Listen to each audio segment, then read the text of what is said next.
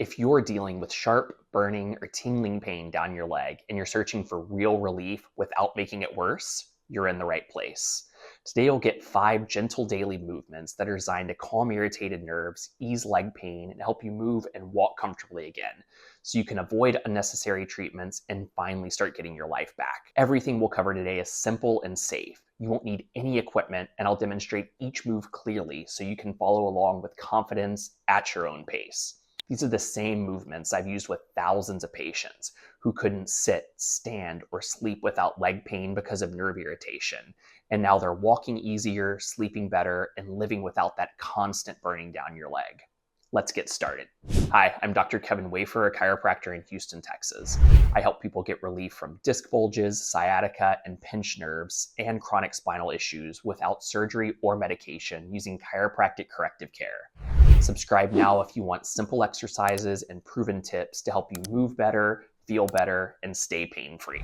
Before we jump into the first movement, I want to explain why I chose these 5 specifically for people dealing with nerve pain that runs down the leg. Every move in this routine has one clear purpose: to calm irritation around the sciatic nerve and take pressure off the areas that keep flaring it up. These aren't random stretches or exercises. They're safe, targeted movements I use with patients who are struggling with burning, tingling, or shooting down the leg, and who just want to be able to move normally again. I've arranged them in a specific order, so it's important that you follow from start to finish because the sequence matters. We begin with gentle lumbar and pelvic mobilization to activate movement in the lower spine and take pressure off irritated nerves.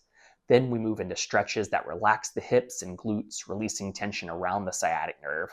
And finally, we finish with controlled nerve glides to help the nerve move freely through the leg and reduce that sharp burning sensation over time. Each step builds on the one before it, creating more space and relief as we go. If you do this consistently, even once a day, you'll start to notice small but real changes: less tension, easier walking, and a calmer, more relaxed feeling through the leg. And stay with me until the end, because the last movement in this routine is one of the best ways I've found to instantly ease nerve pressure and give your leg the relief it's been craving. Let's get started with movement number 1. We're starting with a modified cat-cow stretch, but we're only focusing on the extension part, what's often called the cow position. You may have seen the full cat-cow in other videos where the spine moves up and down, rounding and arching. For sciatic or nerve pain that comes from a lower back, especially if the L4, 5, and S1 nerves are irritated by a bulging or herniated disc, that forward rounding can sometimes make things worse. This modified version focuses only on gentle extension, which helps relieve pressure from the discs and gives those nerves a little more room to calm down. To begin, start on your hands and knees on a comfortable surface with your hands under your shoulders and your knees under your hips. Keep your spine relaxed and start in a neutral, flat back position. Now take a breath in, and as you exhale, tilt your pelvis towards the floor, gently arching your lower back and bringing your chest slightly down towards the floor. Keep your chin lifted just a little bit and your shoulders relaxed. You should feel a light stretch across the lower back, but nothing forced or painful. Hold that position for 2 seconds, then slowly return to neutral. Stay with extension only. That's what helps relieve pressure on the lower lumbar nerves and ease that sharp burning or tingling sensation in your leg. Do 10 to 12 reps. If it feels comfortable, go through a second round after a short rest. As you move, notice if your back feels looser and that tension down your leg starts to ease. Those are all good signs that the nerve is decompressing and settling. Now that your lower back is gently activated and the pressure is starting to ease off of the nerve, let's move into a position that releases tension through the hip and glute area, another common spot where the sciatic nerve gets pinched or irritated. Movement number 2 is next, and to get started, all you have to do is carefully shift from your hands and knees onto your back. We're moving into supine piriformis stretch because this position helps release tension in one of the most common spots where the sciatic nerve gets trapped, deep in the hip and buttocks area. When the piriformis tightens or spasms, it can squeeze the sciatic nerve and send pain, tingling, or burning down the leg. This stretch gently relaxes that muscle and starts to take pressure off the nerve so your leg can move more freely again. To get started, lie on your back with your knees bent and your feet flat on the ground. Cross the ankle of your painful or tight side over the opposite knee, creating a figure 4 shape. Now, thread your hands behind your lower thigh and gently pull that leg towards your chest. Keep your head and shoulders relaxed against the floor and avoid forcing the stretch. You should feel a mild to moderate stretch deep in your glutes or outer hip, not pain or tingling down the leg. If you feel nerve symptoms increase, ease off slightly until you find a comfortable level of tension. Hold this position for 10 seconds, breathing slowly and letting the muscles relax with each exhale. Then release the stretch and repeat 3 times on each side, focusing a little extra on the leg that has sciatic pain. As you continue, you may notice the stretch becomes easier or a pulling feeling in your leg starts to ease. That's a good sign that the muscle is relaxing and the nerve has room to move.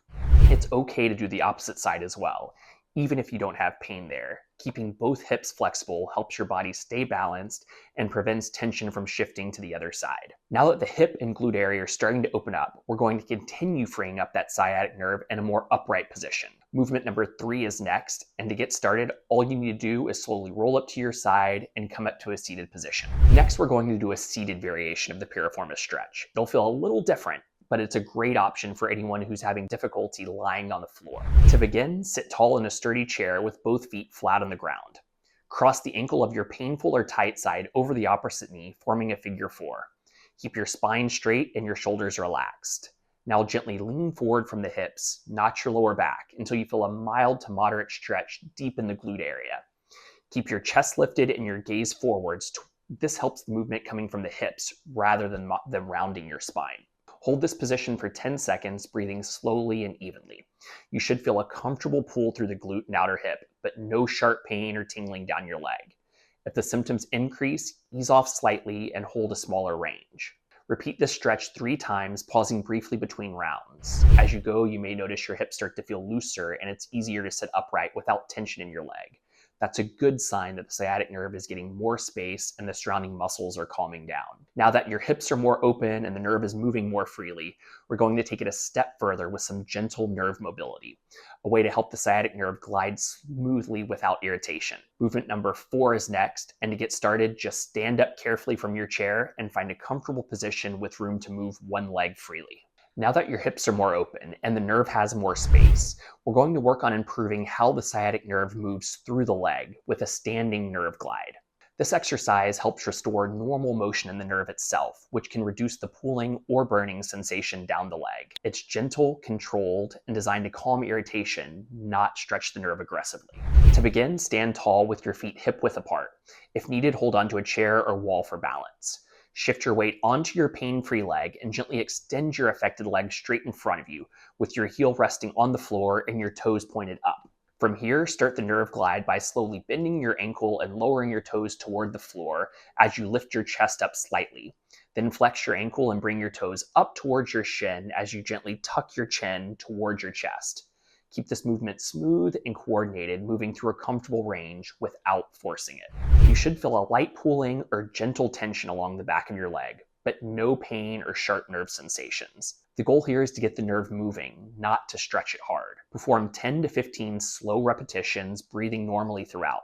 If it feels comfortable, you can repeat one more additional set after a short rest. Over time, this exercise helps the nerve glide more freely, reducing that tight cord feeling down the leg, and makes it easier to sit, walk, or bend without irritation. Now that the nerve is gliding more smoothly, we'll finish with a seated version of the same movement. It's a great way to keep the progress going and calm the nerve at the end of the routine. Movement 5 is next, and to get started, just take a seat in the chair again. If the standing version feels unsteady or hard to control, the seated sciatic nerve glide is a great alternative. It gives you more support, keeps your spine relaxed, and still helps the nerve move freely without strain. We're using this version to finish the routine because it's gentle, easy to repeat during the day, and helps calm the nerve after the other movements. To begin, sit tall towards the front of a sturdy chair with both feet flat on the floor.